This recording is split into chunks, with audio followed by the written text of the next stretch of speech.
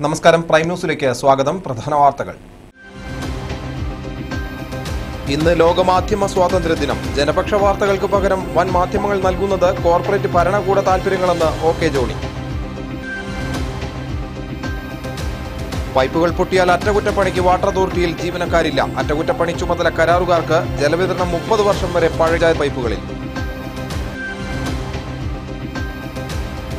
കാറ്റിലും മഴയിലും വെള്ളമുണ്ട പഞ്ചായത്തിൽ വൻ കൃഷിനാശം. ലക്ഷക്കണക്കിന് രൂപയുടെ വാഴകൃഷി നശിച്ചു. കാട്ടിക്കുളം ആലത്തൂർ എസ്റ്റേറ്റിലെ ഈട്ടിമരങ്ങളിൽ തറച്ച ആണി നീക്കം ചെയ്യണമെന്ന ജില്ലാ കളക്ടറുടെ ഉത്തരവ് മാനേജ്മെന്റ് അവഗണിച്ചു. 500-ൽ പരം ഈട്ടികളിൽ ആണികൾ.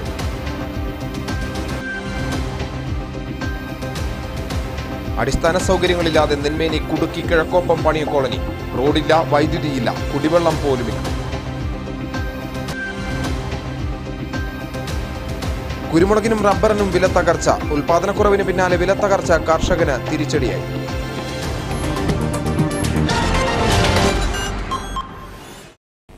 വിശദമായ വാർത്തകളിലേക്ക്. ഐക്യരാഷ്ട്രസഭാ നേതൃത്വത്തിൽ ഇന്ന് ലോക മാധ്യമ സ്വാതന്ത്ര്യ ദിനം ആചരിച്ചു. പ്രസ് ഫ്രീഡം ഡേയുടെ പ്രധാന ആഗോള പരിപാടികൾ ജക്കാർത്തയിൽ നടന്നു. ജനാധിപത്യ രാജ്യങ്ങളിൽ പോലും മാധ്യമ സ്വാതന്ത്ര്യം നാൾക്കുനാൾ ചുരുങ്ങിവരുന്നതായി പ്രമുഖ മാധ്യമ പ്രവർത്തകൻ ആശങ്ക രേഖപ്പെടുത്തി. ജനാധിപത്യ വ്യവസ്ഥ തന്നെ മാധ്യമപ്രവർത്തകർക്ക് നേരെ ഹിംസാത്മക നടപടികൾ സ്വീകരിക്കുന്ന അറപ്പിക്കുന്ന കാഴ്ചയാണ് ഇന്ത്യയിൽ പലയിടത്തും.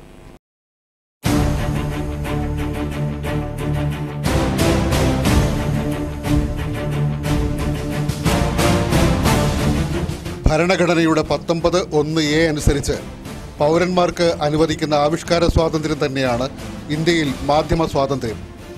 ചിന്തിക്കാനും എഴുതാനും പറയാനും സ്വയം പ്രകാശിപ്പിക്കാനുമുള്ള മൗലിക അവകാശത്തിന്റെ ഭാഗമാണ് ഇന്ത്യയിൽ മാധ്യമ സ്വാതന്ത്ര്യം. അത് നിഷേധിക്കുന്നത് ആവിഷ്കാര സ്വാതന്ത്ര്യത്തിന്റെ ലംഘനമോ മൗലിക അവകാശ നിഷേധമോ ആയി മാറും.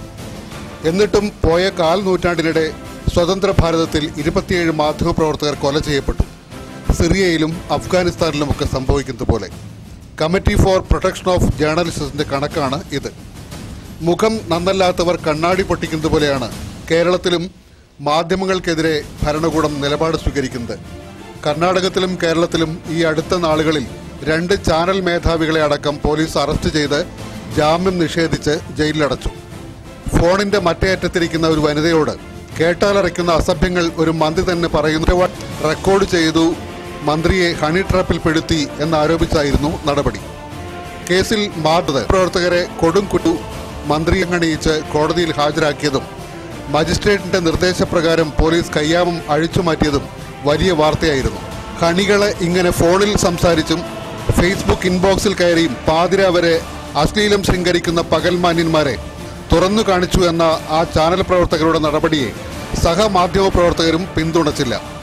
ചാനലിന്റെ ഓഫീസിൽ കയറി റെയ്ഡ് നടത്തി മാധ്യമപ്രവർത്തകരിൽ ഭയം വളർത്താനാണ് ഭരണകൂടം സംഭവത്തെ ഉപയോഗിച്ചത്. ജനാധിപത്യ രാജ്യത്ത് നികുതി കൊടുക്കുന്ന ഏത് പൗരനും പൊതു ഖജനാവിലെ പണം കൊണ്ട് പ്രവർത്തിക്കുന്ന മന്ത്രിസഭയടക്കം സംവിധാനങ്ങളെക്കുറിച്ച് അറിയാൻ അവകാശമുണ്ടെന്നിരിക്കെ മന്ത്രിസഭാ തീരുമാനങ്ങൾ മാധ്യമങ്ങൾക്ക് നൽകുന്നതിനെതിരെ ഗവൺമെന്റ് നിലപാട് സ്വീകരിച്ചതും വൻ വിവാദമായി. നടു റോഡിൽ യുവതിയെ അഭിഭാഷകൻ കടന്നുപിടിച്ച സംഭവം റിപ്പോർട്ട് ചെയ്തതിനെ തുടർന്ന് മാധ്യമപ്രവർത്തകരെ അഭിഭാഷകർ 4ാം ലിംഗക്കാർ എന്ന് ആക്ഷേപിക്കുന്നിടത്തോളം ആ സംഘർഷം മൂർച്ഛിച്ചതും കേരളം കണ്ടതാണ്. മാധ്യമ സ്വാതന്ത്ര്യം നിഖനിക്കപ്പെടുക, മാധ്യമപ്രവർത്തകർ പോലീസ് സെൻസറിങ്ങിനോ ഭരണകൂട ആക്രമണത്തിനോ ഇരയാവുക എന്ന് വെച്ചാൽ അർത്ഥം ജനങ്ങളുടെ സ്വാതന്ത്ര്യം അപകടത്തിൽപ്പെടുക എന്നാണ്. News desk, Wayanad news. കോർപ്പറേറ്റുകളും ഭരണകൂടവും വൻകിട മാധ്യമങ്ങളും തമ്മിൽ ഇന്ത്യയിൽ അവിഹിതമായ കൂട്ടുകെട്ട് നിലനിൽക്കുന്നതായി പ്രമുഖ മാധ്യമ സാംസ്കാരിക പ്രവർത്തകൻ OK ജോണി. ജനപക്ഷ വാർത്തകൾക്ക് പകരം വൻ മാധ്യമങ്ങൾ നൽകുന്നത് കോർപ്പറേറ്റ് ഭരണകൂട താൽപര്യങ്ങളാണെന്ന് ജോണി പറഞ്ഞു. കോർപ്പറേറ്റ് മാധ്യമങ്ങൾ ഭരണകൂടങ്ങളുടെ താൽപര്യങ്ങൾ പരസ്പരം സഹായിച്ചുകൊണ്ടാണ്. കോർപ്പറേറ്റ് താൽപര്യങ്ങളെ സഹായിക്കാൻ ഭരണകൂടങ്ങൾ വേണം. ഭരണകൂടങ്ങളുടെ താൽപര്യങ്ങൾ മാധ്യമങ്ങളും സാധിച്ചു കൊടുക്കുന്നു. അങ്ങനെ ഒരു തരം ഒരു പാരസ്പര്യം, ഒരു അവിഹിതമായ പാരസ്പര്യമാണ് ഇന്ത്യയിൽ മാധ്യമങ്ങളും ഭരണകൂടവും തമ്മിലുള്ളത്. അതുകൊണ്ട് മാധ്യമ സ്വാതന്ത്ര്യം അപകടത്തിൽ തന്നെയാണ്. ഒരു അടിയന്തരാവസ്ഥ പ്രഖ്യാപിക്കാതെ തന്നെ മാധ്യമങ്ങളെ ചൊൽപ്പടിയിൽ നിർത്താൻ ഭരണകൂടങ്ങൾക്ക് ഇപ്പോൾ കഴിയുന്നുണ്ട്. അതാണ് വാസ്തവത്തിൽ ഇന്ത്യയിലെ ഏറ്റവും വലിയ, ലോകത്തിന്റെ പല ഭാഗങ്ങളിലും ഇതിൽ നിന്ന് വ്യത്യസ്തമായിട്ടുള്ള പല സാഹചര്യങ്ങളുണ്ട്. സ്ഥലം മാറിപ്പോകുന്ന മാധ്യമം വയനാട് ബ്യൂറോയിലെ സബ് എഡിറ്റർ അനീസ് അഹമ്മദിന് വയനാട് പ്രസ് ക്ലബ്ബ് യാത്രയയപ്പ് നൽകി. Press club president Binu George അധ്യക്ഷനായിരുന്നു. നിസാർ, ജംഷീർ, സൈനു, പ്രേമലത തുടങ്ങിയവർ സംസാരിച്ചു. പ്രസ് ക്ലബ്ബിന്റെ ഉപഹാരം TJ ജെയിംസ് സമ്മാനിച്ചു. കടലാസ് വില വർധന തടയുക, സംസ്ഥാന ഗവൺമെന്റിന് നൽകിയ നിവേദനത്തിലെ ആവശ്യങ്ങൾ അംഗീകരിക്കുക തുടങ്ങിയ ആവശ്യങ്ങൾ ഉന്നയിച്ച് കേരള പ്രിന്റേഴ്സ് അസോസിയേഷൻ പ്രവർത്തകർ കളക്ടറേറ്റ് മുന്നിൽ ധർണ നടത്തി. ഇന്ന് അച്ചടി ബന്ദ് നടത്തിയിരുന്നു. മുൻ MLA MV ശ്രേയാംസ്കുമാർ ഉദ്ഘാടനം ചെയ്തു. KPA ജില്ലാ പ്രസിഡന്റ് PV രത്നരാജ് അധ്യക്ഷനായിരുന്നു. K Sugathan, Kunhirayi Haji, PJ Xavier തുടങ്ങിയവർ സംസാരിച്ചു. പൈപ്പ് പൊട്ടിയാൽ റിപ്പയറിംഗ് ജോലികൾക്ക് മതിയായ ജീവനക്കാരില്ലാത്തത് വയനാട്ടിൽ വാട്ടർ അതോറിറ്റി നേരിടുന്ന ഗുരുതര പ്രശ്നം. അറ്റകുറ്റപ്പണികൾ കോൺട്രാക്ട് ഏറ്റെടുത്തവർ പ്രശ്നസ്ഥലങ്ങളിൽ ഓടിയെത്തുന്നില്ലെന്ന് പരാതി. 10-30 വർഷം പഴക്കമുള്ള പൈപ്പുകളിൽ ജലവിതരണം തുടരുന്നതും കൂടെ പൈപ്പ് പൊട്ടാൻ കാരണമാകുന്നു.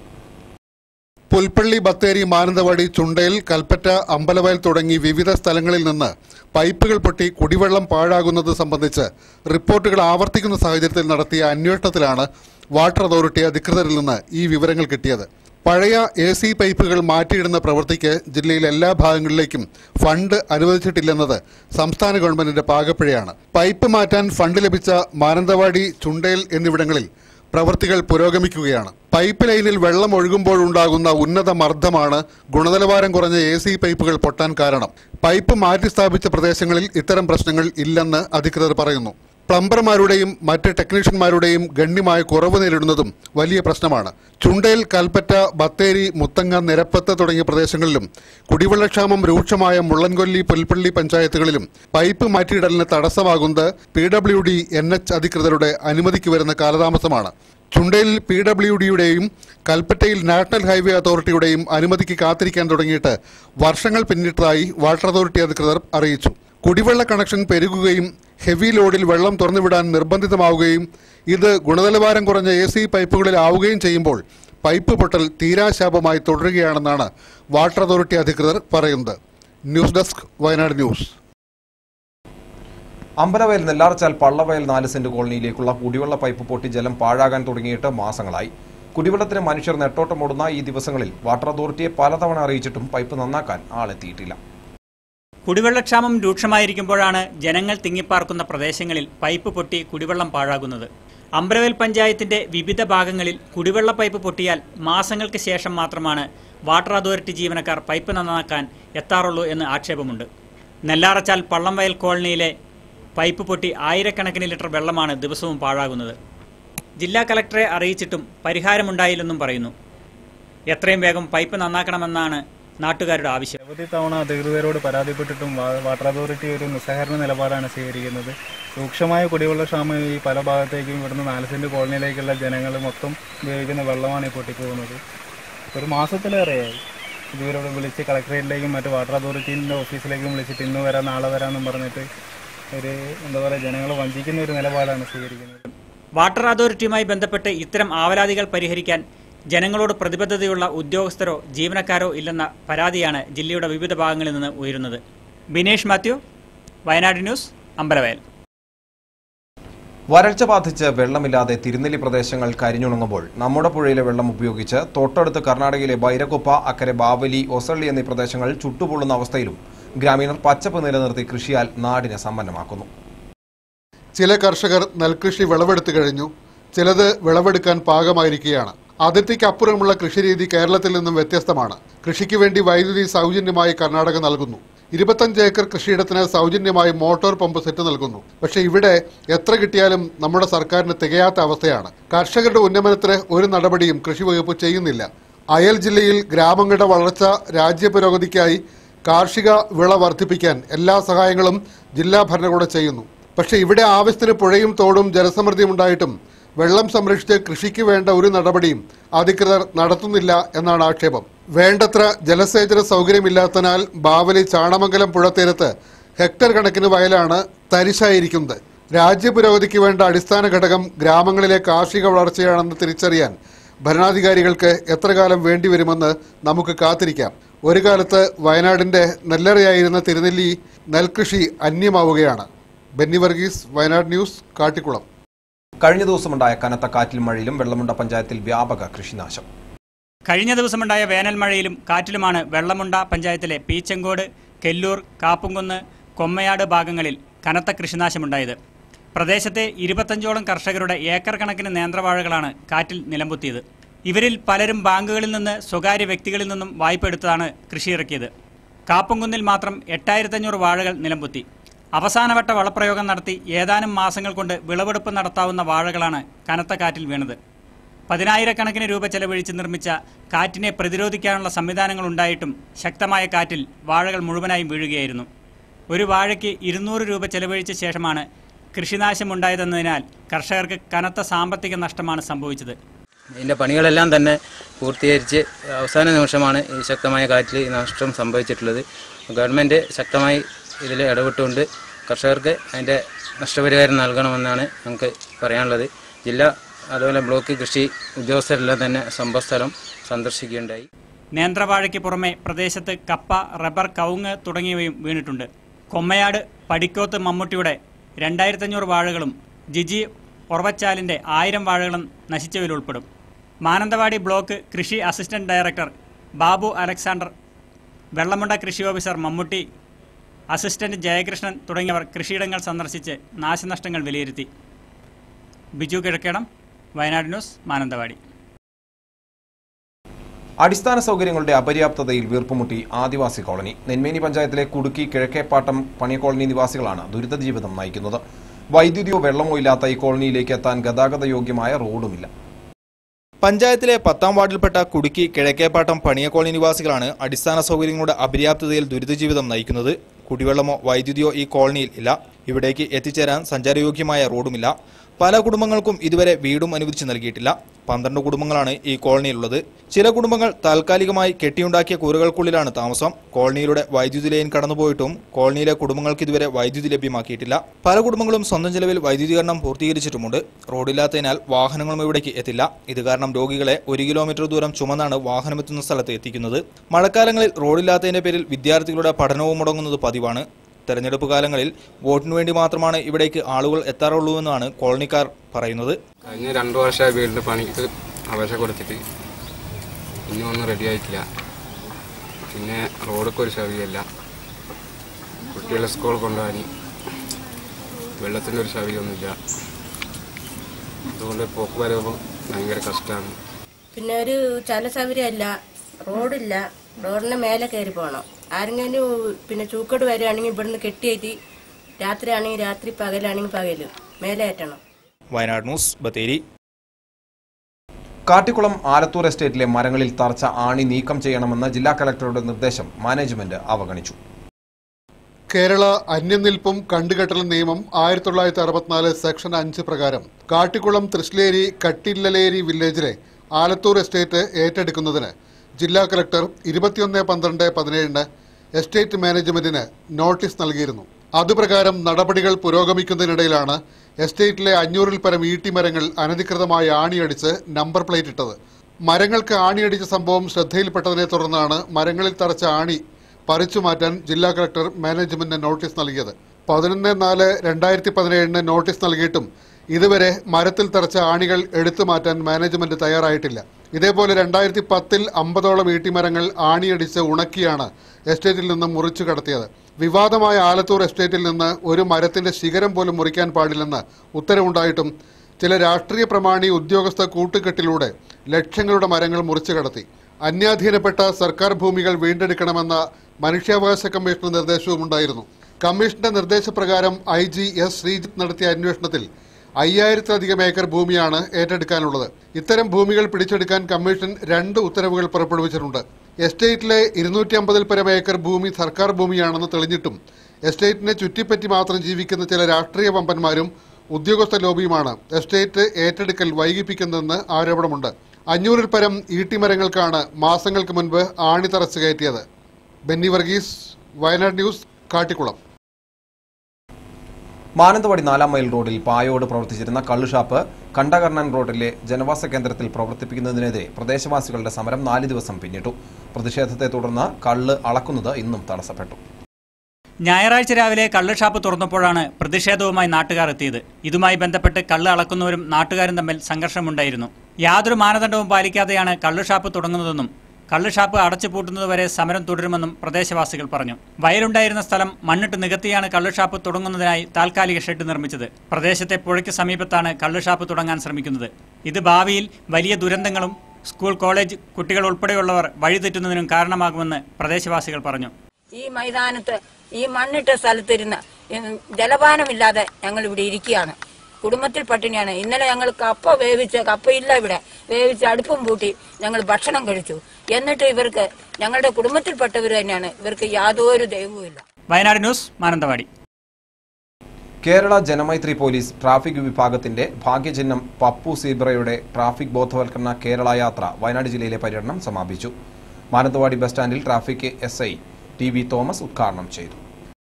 ജനമൈത്രി പോലീസ് ട്രാഫിക് വിഭാഗത്തിന്റെ ഭാഗ്യചിഹ്നമാണ് സീബ്ര വരകളിൽ നിന്നും രൂപകൽപ്പന ചെയ്ത പപ്പു സീബ്ര.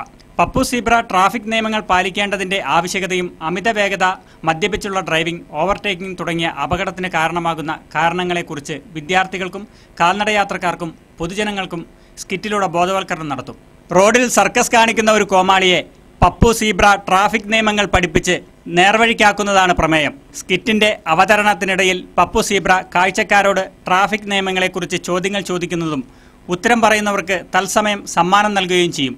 പാംലെറ്റ് വിതരണം, പപ്പു ഷോ, മയക്കുമരുന്നെതിരെ ബോധവൽക്കരണം എന്നിവയും പ്രോഗ്രാമിൽ ഉണ്ടായിരിക്കും. റോഡ് അപകടങ്ങളുടെ തോത് കുറച്ചുകൊണ്ട് വരുന്നതിനായി ജനമൈത്രി പോലീസ് ആവിഷ്കരിച്ച് നടപ്പിലാക്കുന്ന ബോധവൽക്കരണ പരിപാടിയാണ് പപ്പുവിന്റെ പ്രയാണം. നുജും കന്യാകുളങ്ങരയാണ് കോർഡിനേറ്റർ. ഏപ്രിൽ 17 കാസർഗോഡ് നിന്ന് ആരംഭിച്ച പ്രയാണം ജൂൺ 15 തിരുവനന്തപുരത്ത് സമാപിക്കും. പോലീസ് തിയേറ്റർ ഗ്രൂപ്പ് ആണ് പ്രയാണത്തിന് നേതൃത്വം നൽകുന്നത്.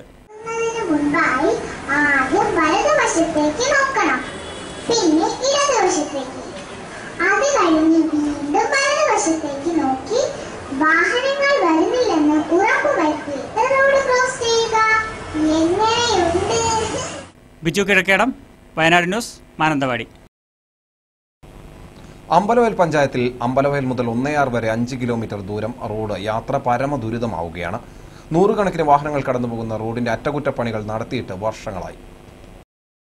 വയനാട്ടിലെ ഏക സ്വകാര്യ മെഡിക്കൽ കോളേജായ മേപ്പാടി വിംസിലേക്ക് തന്നെ 50ലേറെ ആംബുലൻസുകൾ ദിവസേന ഈ വഴിയിലൂടെ പോകാറുണ്ട്.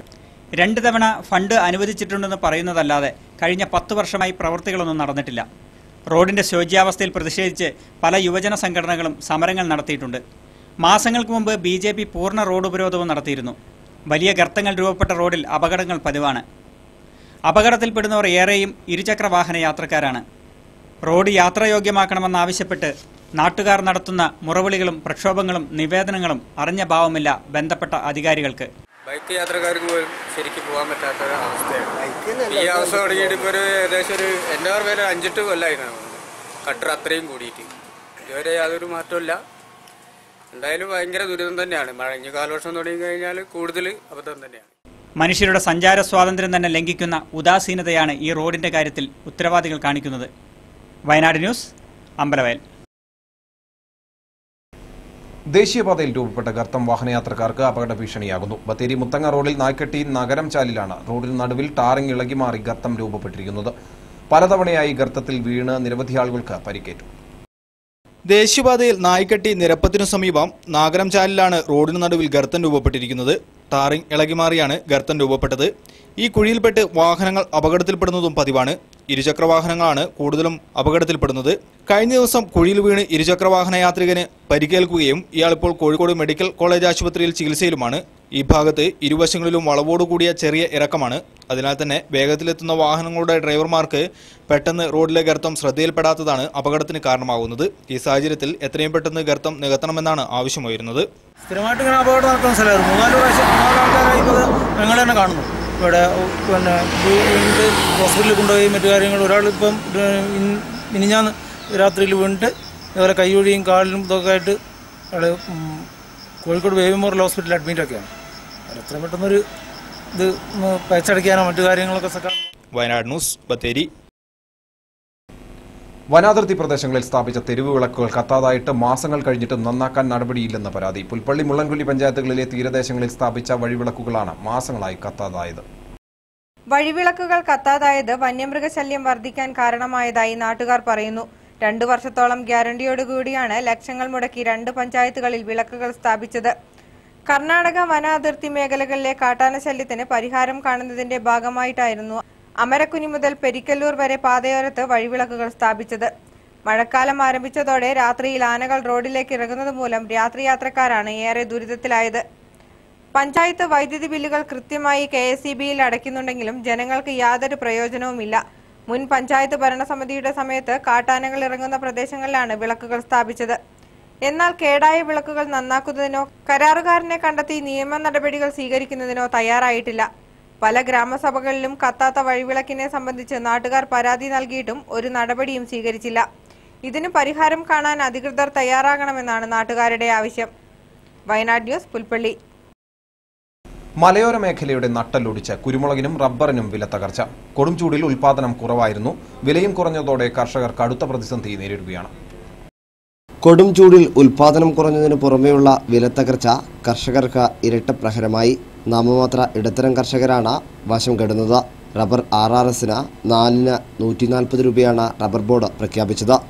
എന്നാൽ വ്യാപാരികൾ 135 രൂപയിൽ താഴെ വിലയ്ക്ക് മാത്രമാണ് വാങ്ങുന്നത്.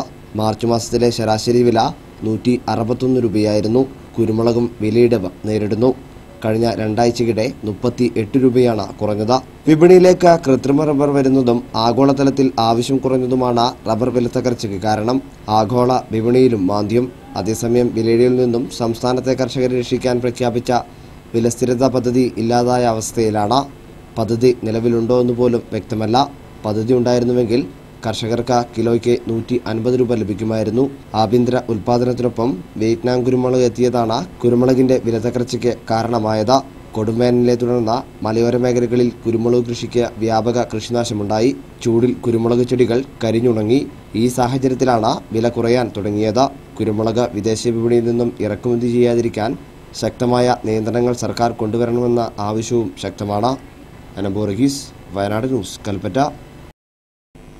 ജൈവ കൃഷി പ്രോത്സാഹനത്തിനും ജൈവ കർഷകരുടെ സുരക്ഷയ്ക്കുമായി സർക്കാർ പ്രഖ്യാപിച്ച ജൈവ കർഷക ഫെഡറേഷന്റെ രൂപീകരണം വൈകുന്നത് ജൈവ കർഷകരെ ദുരിതത്തിലാക്കുന്നു. കർഷകരെ സഹായിക്കുന്നതിനായും ജൈവ കൃഷി പ്രോത്സാഹിപ്പിക്കുന്നതിനു വേണ്ടിയായിരുന്നു ഫെഡറേഷൻ രൂപീകരണമെന്ന് കൃഷിമന്ത്രി അറിയിച്ചത്. നിലവിൽ ജൈവകൃഷി സർട്ടിഫിക്കേഷൻ ലഭിച്ച കർഷകർ സ്വന്തം നിലയിലാണ് ഉൽപ്പന്നം വിറ്റഴിക്കുന്നത്. പലപ്പോഴും കുറഞ്ഞ വിലയ്ക്ക് വിൽക്കേണ്ട സ്ഥിതിയാണ്. ജൈവ കാർഷിക മേഖലയിലെ പ്രതിസന്ധി പരിഹരിക്കുന്നതിനും കർഷകർക്ക് ന്യായവില ഉറപ്പാക്കുന്നതിനും വേണ്ടിയാണ് ഫെഡറേഷൻ രൂപീകരണം. മാർക്കറ്റ് ഫെഡ്, മിൽമ തുടങ്ങിയവയുടെ മാതൃകയിൽ ആരംഭിക്കുന്ന ഫെഡറേഷന്റെ വിൽപ്പന കേന്ദ്രങ്ങളിൽ ജൈവ കാർഷിക ഉൽപ്പന്നങ്ങൾ വിറ്റഴിക്കാം. കർഷകരിൽ നിന്ന് വാങ്ങുന്ന ഉൽപ്പന്നങ്ങൾ സർക്കാർ ഗോഡൌണുകളിൽ സൂക്ഷിക്കുന്നതിന് ക്രമീകരണങ്ങൾ ഒരുക്കുമെന്നും മന്ത്രി പറഞ്ഞിരുന്നു. എന്നാൽ 5 വർഷം കഴിഞ്ഞിട്ടും ഫെഡറേഷൻ രൂപീകരണം നടന്നില്ല. ജൈവ കർഷകർക്ക് ഒരു പ്രോത്സാഹനവും സർക്കാരിൽ നിന്ന് ലഭിക്കാത്തതിനാൽ നിരവധി കർഷകർ ജൈവകൃഷിയിൽ നിന്ന് പിന്മാറി. 3 വർഷമെങ്കിലും തുടർച്ചയായി ജൈവകൃഷി നടത്തിയാൽ മാത്രമേ കൃഷിയിടത്തിന് ജൈവകൃഷി സർട്ടിഫിക്കറ്റ് ലഭിക്കൂ. അതിന് കർശനമായ നിരവധി നിബന്ധനകളും പാലിക്കേണ്ടതുണ്ട്. ഓരോ വർഷവും വൻ തുക ഫീസായി നൽകുകയും വേണം. ബെന്നി മാത്യു, വയനാട് ന്യൂസ്, പുൽപ്പള്ളി. രൂക്ഷമായ മണൽക്ഷാമത്തിന് പരിഹാരം കാണാൻ സർക്കാർ തയ്യാറാകണമെന്ന് കർഷകരക്ഷാ സമിതി. നാട്ടിൽ രൂക്ഷമായ മണൽക്ഷാമം മൂലം മണലിന്റെ പേരിൽ കിട്ടുന്നതെല്ലാം ഉപയോഗിക്കുന്നത് നിർമ്മാണ മേഖലയെ പ്രതിസന്ധിയിലാക്കുകയാണ്. ശുദ്ധമായ മണൽ എവിടെയും കിട്ടാത്തതിനാൽ എംസാൻഡ്, പാറപ്പൊടി തുടങ്ങിയ കൃത്രിമ മണലുകളാണ് നിർമ്മാണത്തിന് ഉപയോഗിക്കുന്നത്. മണൽ എന്ന പേരിൽ കിട്ടുന്നതെല്ലാം ഉപയോഗിച്ചുള്ള നിർമ്മാണം ഭാവിയിൽ കെട്ടിടങ്ങളുടെ ബലക്ഷയത്തിന് കാരണമാകും. കബനി നദിയിൽ കർണാടക യഥേഷ്ടം മണൽ വാരുമ്പോഴാണ് കേരളത്തിൽ മാത്രം നിയന്ത്രണം ഏർപ്പെടുത്തിയിരിക്കുന്നത്. ജില്ലയിലെ തോടുകളിൽ നിന്ന് പുഴകളിൽ നിന്നും ശാസ്ത്രീയമായി മണൽ സംഭരിച്ചാൽ ഇവിടത്തെ മണൽക്ഷാമത്തിന് പരിഹാരം കാണാൻ കഴിയും. ത്രിതല പഞ്ചായത്തോ ജില്ലാ ഭരണകൂടമോ ഇക്കാര്യത്തിൽ യാതൊരു നടപടിയും സ്വീകരിക്കുന്നില്ല. കർണാടകക്കാർ കബനി നദിയിൽ നിന്ന് വാരുന്ന മണൽ ബാവലി വഴിയും മുത്തങ്ങ വഴിയും ജില്ലയിലെത്തുമ്പോൾ ലോഡിന് പൊന്നും വില നൽകണം. മണൽ വാരി വർഷങ്ങളായി ജീവിച്ചു പോന്നിരുന്ന തൊഴിലാളികൾ ഇപ്പോൾ മറ്റ് തൊഴിൽ തേടി പോകേണ്ട അവസ്ഥയാണ്. മണൽക്ഷാമം രൂക്ഷമായതോടെ കൃത്രിമ മണലുകൾക്ക് അടിക്കടി വില വർദ്ധിക്കുന്നത് നിർമ്മാണ മേഖലയെ പ്രതിസന്ധിയിലാക്കിയതായും ഇതിന് പരിഹാരം കാണാൻ സർക്കാർ അടിയന്തരമായി ഇടപെടണമെന്നും ആവശ്യമുയർന്നു. വയനാട് ന്യൂസ്, പുൽപ്പള്ളി. അവധിക്കാലം ആഘോഷപൂർവ്വമാക്കി ഗോത്രവർഗ കുട്ടികൾ. മറ്റുള്ള കുട്ടികൾ സ്മാർട്ട് ഫോണിനും കമ്പ്യൂട്ടറിനും ടിവിക്കും മുന്നിൽ ഒഴിവുകാലം ചെലവഴിക്കുമ്പോഴാണ് ഈ കുട്ടികൾ അവധിക്കാലം കളിച്ചു തിമിക്കുന്നത്. മധ്യവേനൽ അവധിക്കാലം എല്ലാ കുട്ടികളും സ്മാർട്ട് ഫോണിലും ടിവിക്കും കമ്പ്യൂട്ടറിനു മുന്നിലും ചെലവഴിക്കുമ്പോഴാണ് ഈ ഗോത്രവർഗ വിദ്യാർത്ഥികൾ അവധിക്കാലം കളിച്ചു നിമിർത്ത് ആസ്വദിക്കുന്നത്. കൂട്ടുകാരോടൊത്ത് മരം കയറിയും പൂക്കൾ പറിച്ചും ഊഞ്ഞാലാടിയും കുട്ടികൾ കുട്ടിക്കാലം ആസ്വദിക്കുന്ന കാഴ്ചയാണ് പല കോളനികളിലും കാണുക. അതേസമയം മറ്റു വിഭാഗം കുട്ടികൾ വീടിനുള്ളിൽ സ്മാർട്ട് ഫോണിൽ വീഡിയോ ഗെയിം കളിച്ചും അവധിക്കാല കോഴ്സുകളുമായി സമയം തള്ളി നീക്കുന്നു. പഴയകാലങ്ങളിൽ വഴിയോരങ്ങളിലും വയലുകളിലും പുഴയോരങ്ങളിലും കളിച്ചു നിമിർക്കുന്ന കാഴ്ച അവധിക്കാലങ്ങളിൽ പതിവായിരുന്നു. കാലം വിവരസാങ്കേതിക വിദ്യയ്ക്ക് വഴിമാറിയതോടെ നാട്ടിൻപുറ കാഴ്ചകളും ഇല്ലാതായി. പുതുതലമുറ വിദ്യാർത്ഥികൾക്ക് കായികക്ഷമത ഇല്ലാത്തതിന്റെ കാരണവും ഇത് തന്നെയാണ്. എന്നാൽ ഇതിൽ നിന്നും വ്യത്യസ്തമാവുകയാണ് ഗോത്രവർഗ വിദ്യാർത്ഥികൾ. വയനാട് ന്യൂസ്, ബത്തേരി. അധ്യാപകർ മറ്റുള്ളവർക്ക് നന്മ ചെയ്യാനുള്ള മൂല്യങ്ങൾ ഉൾക്കൊണ്ട് പ്രവർത്തിക്കണമെന്ന് മാനന്തവാടി രൂപത ബിഷപ്പ് മാർ ജോസ് പോരുന്നേടം. രൂപത കോർപ്പറേറ്റ് വിദ്യാഭ്യാസ ഏജൻസിയുടെ അധ്യാപക അനധ്യാപക സംഗമവും യാത്രയപ്പ് സമ്മേളനവും ഉദ്ഘാടനം ചെയ്യുകയായിരുന്നു അദ്ദേഹം. ഈ സമൂഹത്തിന് നന്മ ചെയ്യാനായിട്ട് വലിയ പ്രയോജനം കൊടുക്കുകയാണ്. നമ്മുടെ സംസ്കാരം എന്ന് പറയുന്നത് എല്ലാവരെയും കൊണ്ട് നമ്മൾ സമൂഹത്തെ അന്യരാകുന്നതല്ല. അതിലുപരിയായി നമ്മൾ നിലകൊള്ളുന്ന ഏത് കാര്യത്തിലും നിലകൊള്ളുന്നോ അങ്ങനെ നിലകൊള്ളുന്ന മൂല്യങ്ങളുണ്ട്. ആ മൂല്യങ്ങൾക്ക് വേണ്ടിയിട്ടാണ് അപ്പോൾ ഈ കോർപ്പറേറ്റ് മാനേജ്മെന്റിലേക്ക് കടന്നു വരുന്ന ഓരോ അധ്യാപകരും അനധ്യാപകരും ഈ മൂല്യങ്ങൾ ഉൾക്കൊണ്ടവരായിരിക്കണം. മാനന്തവാടി രൂപത കോർപ്പറേറ്റ് വിദ്യാഭ്യാസ ഏജൻസിയുടെ നേതൃത്വത്തിൽ അധ്യാപക അനധ്യാപക സംഗമവും യാത്രയയപ്പ് സമ്മേളനവും ഉദ്ഘാടനം ചെയ്ത് സംസാരിക്കുകയായിരുന്നു അദ്ദേഹം. സമൂഹത്തിന് നന്മ ചെയ്യാനുള്ള സന്ദേശങ്ങൾ കുട്ടികൾക്ക് പകർന്നു നൽകണമെന്ന് ബിഷപ്പ് പറഞ്ഞു. ഫാദർ ബെന്നി മുതിരക്കാലായിൽ അധ്യക്ഷത വഹിച്ചു.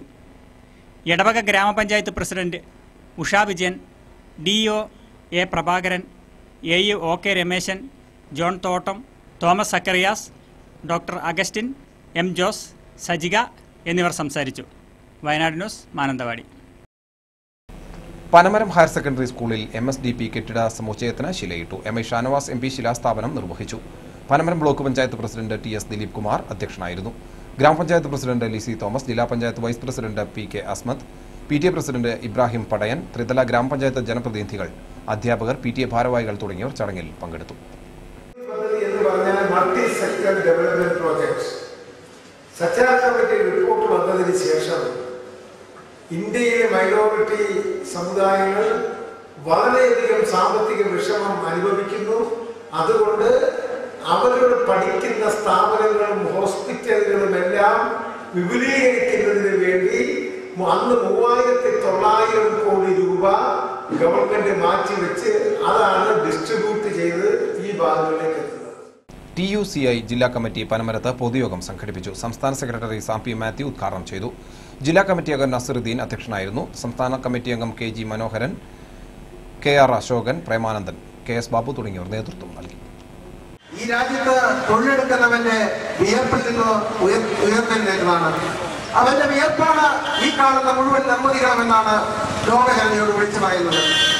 അതുവാനത്തിന്റെ വിയർപ്പിന്റെ ഫലമായി നിർമ്മിക്കപ്പെട്ടിരിക്കുന്ന ഈ ലോകത്തില് തൊഴിലാളി വർഗത്തിന് അവന്റെ അവകാശങ്ങൾ നിലനിർത്താന്, അവന്റെ അവകാശങ്ങൾ നേടിയെടുക്കാന് ഇനിയും നിരവധിയായ പോരാട്ടങ്ങൾ മുന്നോട്ട് കൊണ്ടുപോകേണ്ടിയിരിക്കുന്നു. അവസാനമായ പ്രധാന വാർത്തകൾ ഒരിക്കൽ കൂടി. ഇന്ന് ലോകമാധ്യമ സ്വാതന്ത്ര്യ ദിനം. ജനപക്ഷ വാർത്തകൾക്ക് പകരം വൻ മാധ്യമങ്ങൾ നൽകുന്നത് കോർപ്പറേറ്റ് ഭരണകൂട താൽപര്യങ്ങളെന്ന് OK ജോണി. പൈപ്പുകൾ പൊട്ടിയാൽ അറ്റകുറ്റപ്പണിക്ക് വാട്ടർ അതോറിറ്റിയിൽ ജീവനക്കാരില്ല. അറ്റകുറ്റപ്പണി ചുമതല കരാറുകാർക്ക്. ജലവിതരണം 30 വർഷം വരെ പഴയ പൈപ്പുകളിൽ. കാറ്റിലും മഴയിലും വെള്ളമുണ്ട പഞ്ചായത്തിൽ വൻ കൃഷിനാശം. ലക്ഷക്കണക്കിന് രൂപയുടെ വാഴകൃഷി നശിച്ചു. കാട്ടിക്കുളം ആലത്തൂർ എസ്റ്റേറ്റിലെ ഈട്ടിമരങ്ങളിൽ തറച്ച ആണി നീക്കം ചെയ്യണമെന്ന ജില്ലാ കളക്ടറുടെ ഉത്തരവ് മാനേജ്മെന്റ് അവഗണിച്ചു. 500-ൽ പരം ഈട്ടികളിൽ ആണികൾ.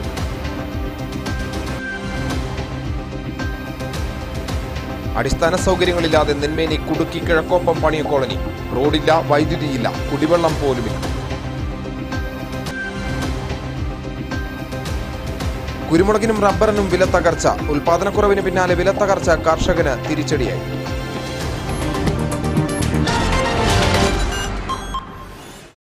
ഇതോടെ ബുള്ളറ്റിൻ സമാപിക്കുന്നു. നമസ്കാരം.